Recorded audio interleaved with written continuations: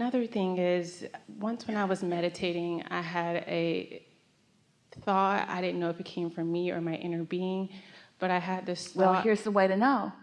Was it satisfying? It felt great. Inner being. That's all you need to know. But Abraham, it was about the sound system. Shouldn't it be about world peace or something more important? It's about figuring out how to play rap on my machine.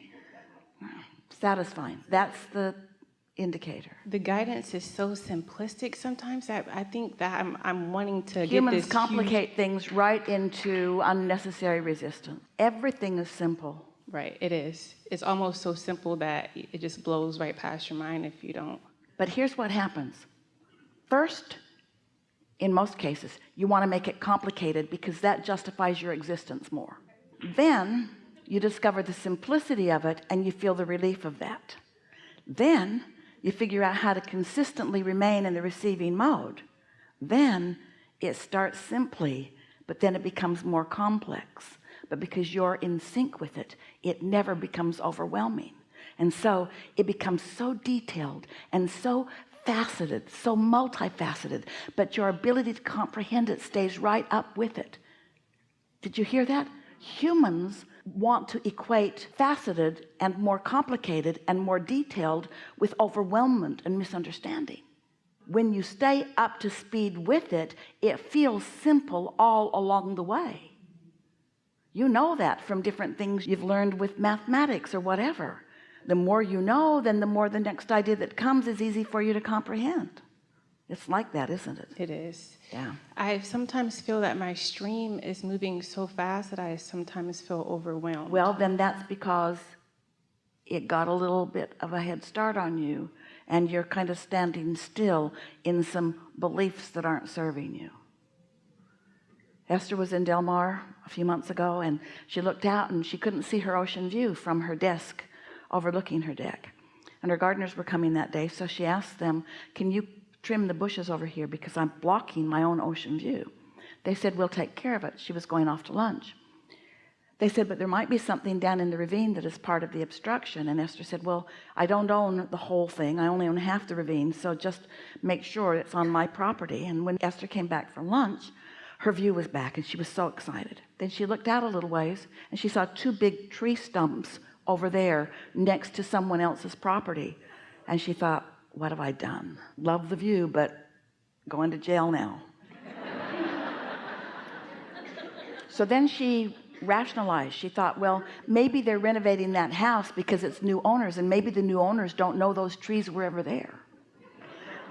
So she just sat with it for a day or two, and then she saw a man in a suit standing out on the patio looking at those trees, and she thought, here we go. And then he took out his phone and took a picture of them. So Esther said, I better go confess. She'd never been there. It was across the ravine. She didn't know whether it's a road that leads up to the house or a road that leads down to the house. It took her a while to get there. When she got there, he was already gone. But on the way over, she had practiced her speech. I did this. I didn't mean to do this. I will make it up to you in any way that you want. I'll plant new trees. I'll plant your whole new yard. I am so sorry. I didn't mean to do this. But he wasn't there, so she did not deliver her confession to him. So then, the next day, her friend came, took her to lunch again. And when they came back, she said, let me show you what I did. And she took him out and she said, look over there. And her friend said, what? And Esther said, those stumps, look. And he said, Esther, your gardeners didn't cut those down while we were at lunch. Why isn't the hillside all torn up? Where's all the debris? And Esther thought, oh. And then they stepped out closer and they looked up, and there was a very small tree up there on Esther's property that they'd cut down, and everything was just lying right there by it. And Esther thought, that's right. What a crazy belief I had. They would have had to bring a helicopter in, hook it up, saw it off at the bottom, and just carry it away. All that had happened was they cut down a tree that allowed her to see something she hadn't seen before. Shook Esther up because it was so obvious that that was so dumb. Circumstantial evidence.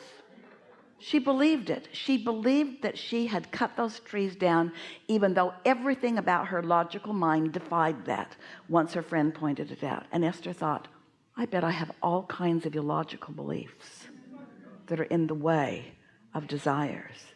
And with that beginning thought, all kinds of illogical beliefs have surfaced for her to just release. Isn't life fun enough?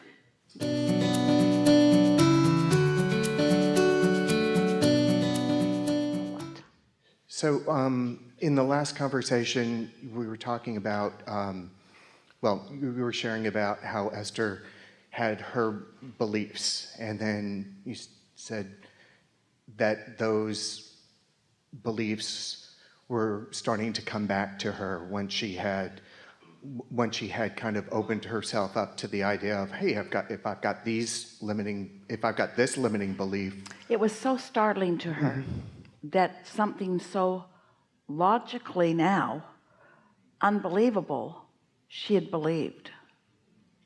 It got her attention. It made her realize that the potential for having carried forward other misassumptions was high.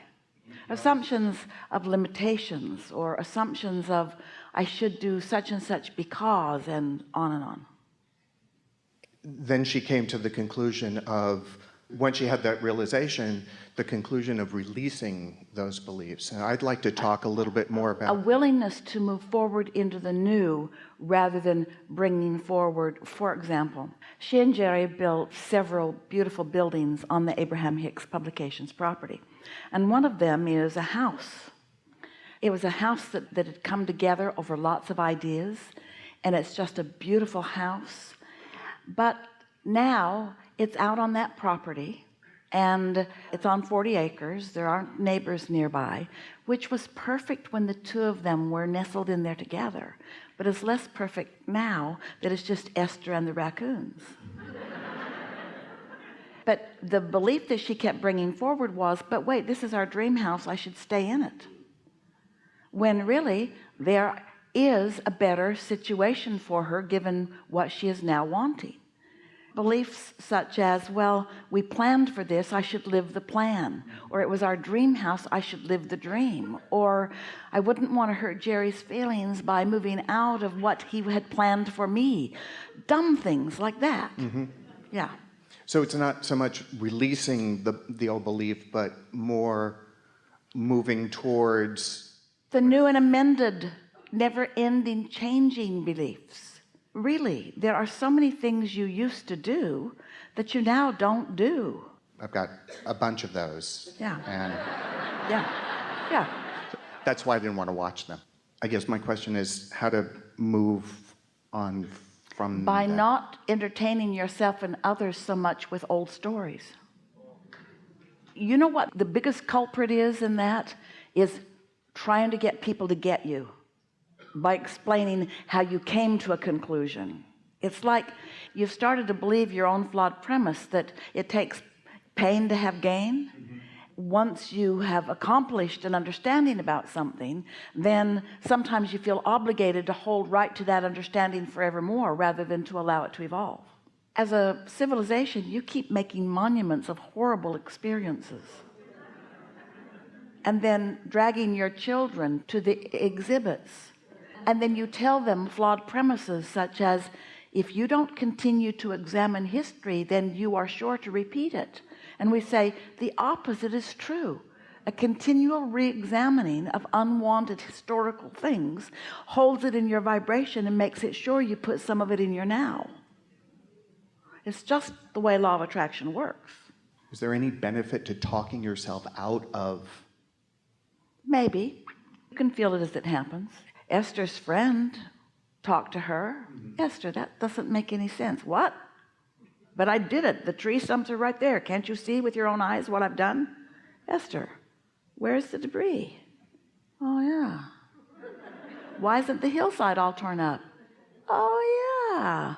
How'd they do that in 3 hours? Oh, yeah.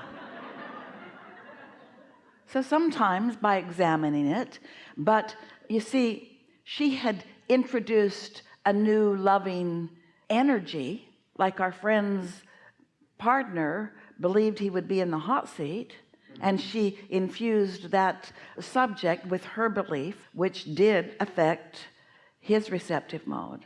Just be aware, rather than trying to talk yourself out of something, that you're trying to talk yourself into something.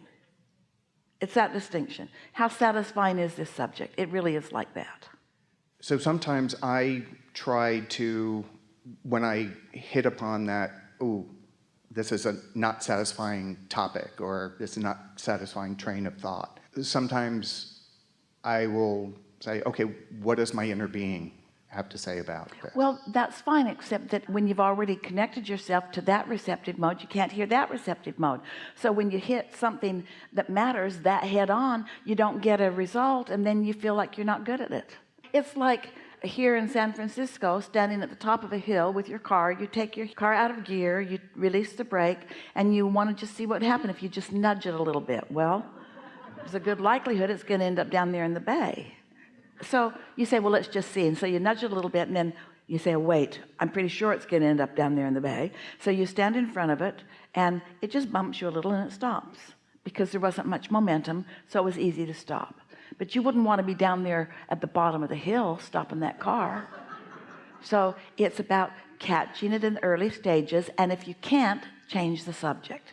If it's already got momentum, do your best to change the subject. Well, sometimes with momentum, you can't change the subject, so you need a nap.